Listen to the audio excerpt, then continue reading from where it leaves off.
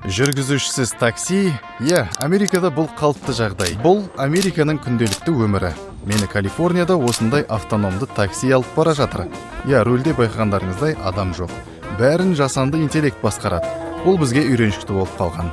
Көлік Waymo компаниясының робот-таксиі. Ол жолды, адамдарды, басқа көліктерді бәрін арнайы сенсорлар арқылы көріп, өзі шешім қабылдайды. Сен тек қосымшадан шақырасың, мініп, айтқан жеріңе дейін барып, түсіп қаласың. Барлығы үнсіз, таза, қауіпсіз. Ешкім сені мазаламайды. Өз жұмысыңды комфортта жасауға жағдай бар.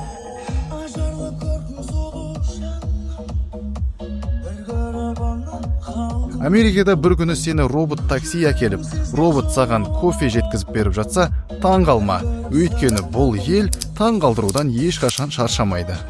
Тағы да осындай Американың қызықтарын көргің келсе, маған тіркелуді ұмытпа.